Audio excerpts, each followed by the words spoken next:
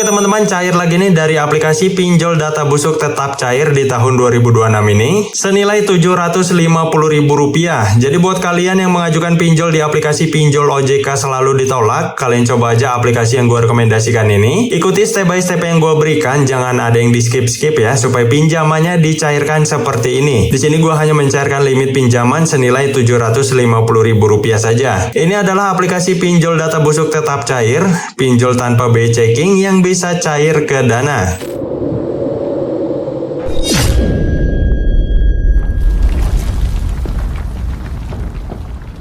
Nah oke teman-teman, sekarang kita sudah berhasil masuk di dalam aplikasinya ya. Ini adalah aplikasi pinjol data busuk masih bisa cair, jadi tanpa BI checking bisa mencairkan ke Dana di tahun 2026 ini. Jadi buat kalian yang mempunyai kendala pinjamannya selalu ditolak di aplikasi pinjol yang berbasis di OJK, kalian simak aja video ini sampai selesai, kalian ikuti step by step yang gue berikan supaya pinjamannya di ACC. Dan perlu kalian ingat, ini adalah aplikasi pinjol ilegal, yang dimana aplikasi pinjol ilegal ini sebenarnya berbahaya karena sistemnya menyadap. Walaupun mereka tidak mempunyai DC lapangan, tapi ada kemungkinan mereka ini bisa sebar file-file penting di handphone kalian ataupun telepon ke seluruh kontak. Jadi supaya kalian melakukan pinjol ilegal dengan aman, kalian ikuti trik dari gua, yaitu kalian backup terlebih dahulu untuk data-data penting di handphone kalian, termasuk seluruh kontak. Jadi sebelum download, kalian backup terlebih dahulu ya.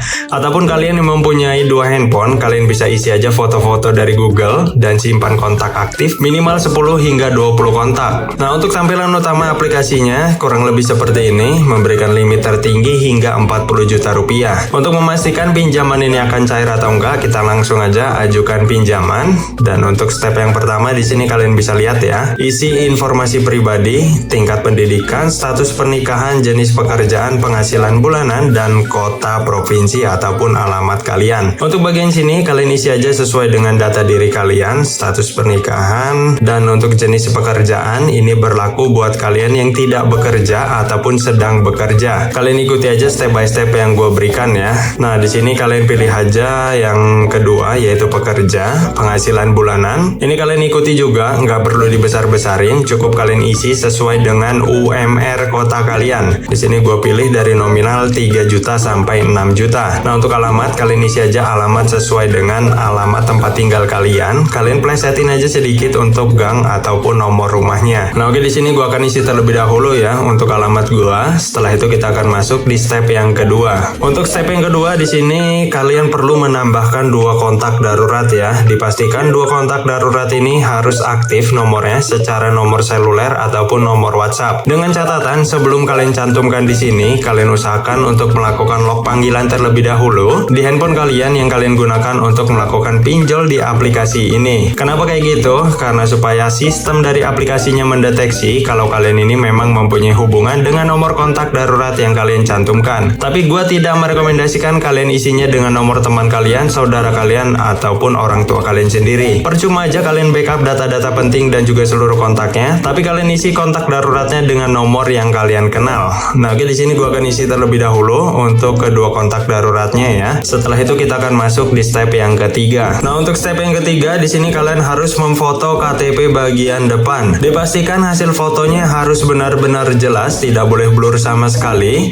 Jadi buat kalian yang foto KTP, dipastikan pencahayaannya cukup ya agar hasilnya maksimal. Karena ini adalah syarat utama supaya pinjaman kalian di ACC. Nah oke, di sini gua akan foto KTP gua bagian depan terlebih dahulu. Setelah foto KTP bagian depan, kalian cukup isi nama lengkap kalian dan isi ulang untuk NIK ataupun nomor induk kependudukan. Nah jika sudah kalian isi dan kalian kirim, maka masuk di step yang terakhir, yaitu bagian pengisian rekening bank. Untuk nama pemilik rekening tidak bisa diubah-ubah, jadi namanya ini sudah sesuai dengan nama KTP yang kalian gunain di verifikasi awal tadi. Jadi tidak bisa menggunakan rekening orang lain ataupun orang tua kalian sendiri. Untuk pilihan banknya sendiri kita bisa lihat di sini, cukup lengkap ya. Buat kalian yang mempunyai akun rekening, gue rekomendasikan kalian pencairannya ke rekening aja. Ada si bank juga di sini ya. Tapi buat kalian yang tidak mempunyai akun rekening, kalian ikuti aja step by step yang gue berikan. karena di sini gua akan mencairkan ke Dana. Yang pertama harus dilakukan adalah pilih Bank Permata, dan untuk nomor rekening kalian pakai kode pencairan Bank Permata ke Dana. Di sini gue salah pilih ya, kita scroll dulu untuk Bank Permata. Nah, untuk nomor rekening ini pakai kode pencairan Bank Permata ke Dana, yaitu kodenya 8528 dan dilanjutkan dengan nomor Dana kalian. Tidak ada penambahan apapun ataupun pengurangan apapun, ikuti aja step by step yang gue berikan. Jadi setelah 8528, 08 dan seterusnya. Nah, oke, di sini gue akan isi terlebih dahulu untuk rekening bank gue. Setelah itu kita akan melihat tampilan yang berikutnya. Nah, oke teman-teman, di sini kita sedang menghitung limit ya. Kita lihat di sini mendapatkan limit berapa?